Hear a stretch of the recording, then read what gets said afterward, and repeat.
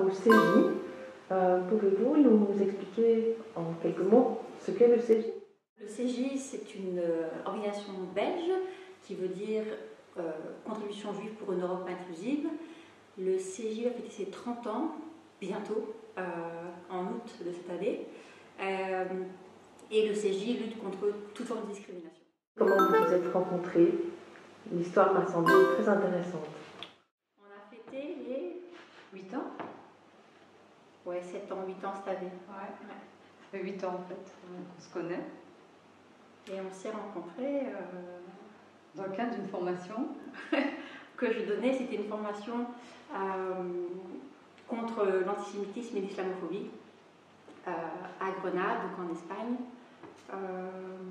Et donc j'étais formatrice avec une autre collègue et Kalissa était une des 15 participantes, je crois. Ouais, je pense qu'on était au groupe de 15, à peu près. Oui. Et ouais, c'est une rencontre qui compte énormément pour moi. Et pour toi un peu ou pas? Elle a compté beaucoup pour moi. Je pense que c'est une des rencontres qui a changé ma vie, je peux dire ça, comme ça. Parce qu'elle a radicalement, je vais dire ça, c'est des mots forts, mais elle a radicalement changé ma perception des juifs et du judaïsme en fait. J'ai beaucoup travaillé personnellement sur la discrimination, pour une société interculturelle. Et quand s'est présentée à moi cette formation, je me suis dit, ah ben, ça peut être intéressant. En plus, c'était une formation islamophobie, antisémitisme. Je me suis dit, c'était une bonne façon de rentrer dans la matière, de comprendre certaines choses. Et je me suis rendu compte que ce que je disais tout à l'heure à Steph, c'est que je ne connaissais rien en fait, au judaïsme et je ne connaissais pas de personnes juives pratiquantes. Moi, tout ce que je connaissais du judaïsme, c'était mon milieu familial, qui me parlait du conflit israélo-palestinien et qui faisait des amalgames à tout va. C'était mon père qui m'apprenait, qui a développé mon radar à juif. Donc, il n'avait pas un discours spécialement discriminant, il n'était pas haineux, mais il m'apprenait à repérer un juif. Il disait cheveux noirs, des yeux clairs, il est juif. Donc il n'y avait pas dans son discours quelque chose de haineux, mais quelque chose, en tout cas ça sous-entendait qu'il fallait savoir qui était juif et qui n'était pas. En tout cas, moi en tant qu'enfant, en tant qu'adolescente, c'était comme ça que je ressentais les choses. Mais je n'en avais pas beaucoup, je ne pense pas en avoir... ou une fois une amie à ma sœur, mais qui par hasard a dit à ma sœur qu'elle était elle était juive, mais je pense qu'elle n'était pas pratiquante. Voilà, elle avait un rapport très éloigné avec la religion. Donc voilà, et je pense que j'ai vécu, je disais tout à l'heure à Steph, que j'ai l'impression d'avoir vraiment... Moi je me suis dit, toi, Kalissa, Dieu t'a envoyé, Steph, t'a envoyé à cette formation pour découvrir quelque chose, pour ouvrir ton cœur à quelque chose que tu ne connaissais pas ou que tu connaissais mal. Et c'est Steph. C'était via Steph et c'est ça qui était... Et alors Steph, donc tu as vu débarquer Kalissa à la formation. Tu veux toute l'histoire? Alors, en tant que formatrice pour la formation, je prépare aussi la formation en amont. Et donc je reçois les emails des participants qui me posent des questions pratiques sur la formation, l'autre formation. Et donc Kalissa m'envoie plusieurs emails. Je ne sais plus combien, mais plusieurs emails. Mais ça prouve quand même mon stress et l'enjeu que j'avais. Et l'implication mon implication dans cette formation. Et donc plusieurs emails avec des questions pratiques légitimes. Et puis je répondais je m'en veux encore, assez sèchement. Et un jour elle m'appelle pour me poser les mêmes questions qu'elle m'avait posées dans les emails. Et j'étais genre, oui madame, oui, au revoir madame. Et donc je m'étais appelé le même ton, elle avait toujours le même ton. Je la sentais lever les yeux au ciel, rien qu'à sa voix. je me dis, elle va me détester. Elle va me détester. Je commence la formation avec elle et elle va déjà avoir une idée, elle va me mettre une étiquette. Et tout ça, moi, je suis en contact avec Steph et je ne connais pas, je n'ai pas connaissance de ton visage. Et donc, j'imagine que Kalissa El Abadi est musulmane. Et donc, je vois arriver Kalissa à Grenade le premier jour de la formation. Et Kalissa est habillée un peu plus. Elle est toujours pleine de couleurs. Mais le premier jour de la formation, c'était vraiment hyper coloré avec un foulard. Très très coloré. J'avais mis 3 couleurs différentes. C'est vrai que j'aimais les couleurs. Et j'ai vu rentrer un soleil dans la pièce, très clairement. Et je me suis dit, mais c'est qui elle est vraiment une personne avec laquelle tu avais envie de parler, avec laquelle tu avais envie de communiquer. Je me suis dit, mais c'est qui cette personne? Et quand elle est venue me demander, elle me dit, bonjour, c'est moi Kalissa. Je me suis dit, oh, Steph, tu as tellement de stéréotypes à déconstruire. Parce que dans ma tête, avec tes emails et ton appel, je me suis dit, oh là là, elle va être casse-pied cette femme-là. De la formation. Ouais. Et donc, bon, voilà. Ouais, donc c'était le tout début de la formation. Et c'était une formation aussi un peu où il y avait une sorte de. La fin d'un monde, c'est pendant cette formation-là que Nelson Mandela est mort. Il est mort 2 jours après le début de la formation. Et donc, il y a des choses comme ça qui sont passées. Et donc, on était pourtant dans un petit cocon à Grenade. On a visité l'Alhambra, je crois que c'est un de mes meilleurs souvenirs. Le lieu, symboliquement, était magnifique, en tout cas pour cette formation-là. Extraordinaire. Et donc, petit à petit, donc on s'est vraiment découverte. Je me rappelle longtemps de l'activité. L'histoire de mes images. C'est vrai que ça a été le chamboulement pour moi, en fait, cette activité-là. Parce que j'ai sorti vraiment comme inconsciemment on peut intégrer des stéréotypes et des préjugés sur une communauté et l'impact que ça pouvait avoir sur la perception des choses. Ouais. Et moi qui travaille sur les questions de discrimination et d'interculturalité sans rentrer spécifiquement dans l'antisémitisme, je me disais mais non, c'est pas possible. Et je me dis si, c'est en toi. Comme ça en toi, comme ça pourrait être en n'importe qui. C'est pour ça que c'est important ces formations. Mais c'est en tout le monde. Il n'y a personne. Moi, ça me fait toujours rire. C'est presque 20 ans que je donne des formations. Et les gens qui arrivent en formation, non, moi je suis là juste pour la connaissance. Je suis très ouvert et très tolérant. On a toutes et tous des stéréotypes et des préjugés. Mais il faut juste en prendre conscience. Et c'est quand tu en prends conscience que tu peux travailler dessus. Si tu es genre en train de dire non, moi j'ai aucun stéréotype, aucun préjugé, je suis. Et c'est vrai que tu as raison. Les gens qui travaillent dans notre milieu, lutte contre la discrimination, on a souvent tendance à considérer qu'on est dans le haut du panier et que nous, ça ne nous concerne pas. Il faut juste arrêter, quoi. Ouais.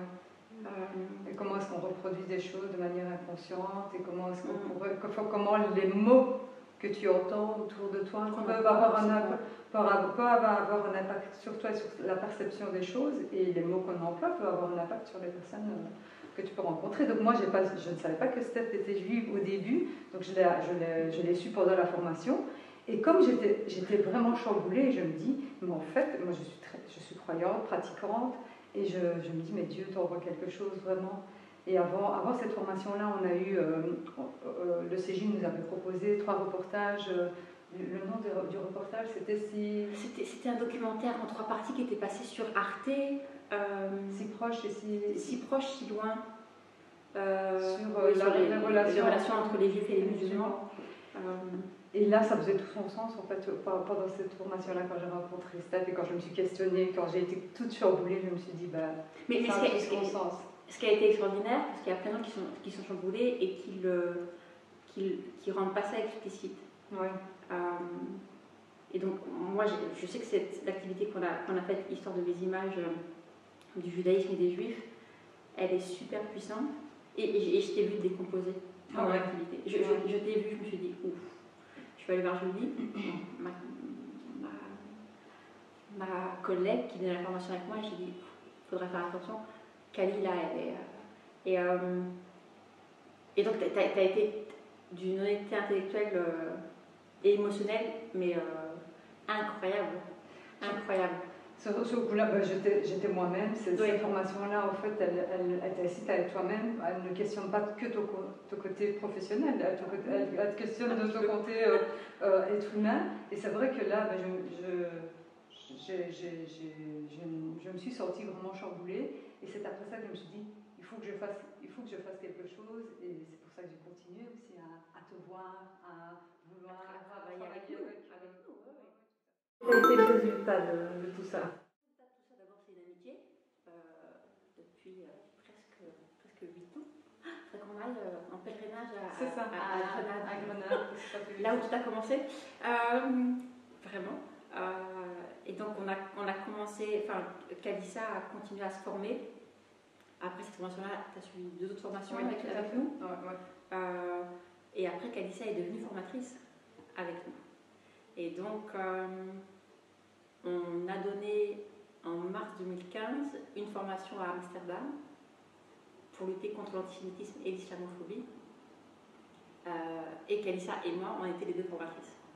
Au-delà du symbole, parce qu'effectivement c'est très symbolique, au-delà du symbole, je crois qu'on est une équipe très complémentaire, professionnellement, en termes de formation. Et on a formé aussi plein d'enseignants pendant 2 ans à parcourir la Wallonie. Et vous faites des formations croisées, c'est-à-dire que... Oui. C'est ça qui est aussi intéressant. La formation que moi je donne le plus, hein, c'est celle sur l'islamophobie. Et Kali, parfois tu as été envoyé pour donner la formation contre l'antisémitisme. Donc on essaie... et au-delà, les gens pourraient dire, ouais, c'est un symbole, c'est bon, c'est un truc un peu... mais c'est tellement plus fort, le message est tellement plus fort. Oui. Quand les gens voient une formatrice, c'est un peu surprenant. Et je crois que c'est aussi comme ça que... Et je crois que ça fonctionne parce qu'on fait ça... on fait ça naturellement. Et on y croit très fort. On y croit. Et voilà, moi je me dis... moi, ça m'a chamboulée, ça a changé ma perception des choses et ça m'a donné envie de changer la perception aussi d'autres personnes. Toi, tu as fait ce chemin, tu es plus apte, éventuellement, mais à accompagner les gens qui vont faire le même chemin que toi. En fait, souvent, à la formation, j'explique ce chamboulement. Et j'explique le milieu dans lequel j'ai baigné et qui a fait que j'étais chamboulée, que j'étais mal à l'aise, ou perturbée par ce que j'ai appris et ce que ça avait comme impact sur moi.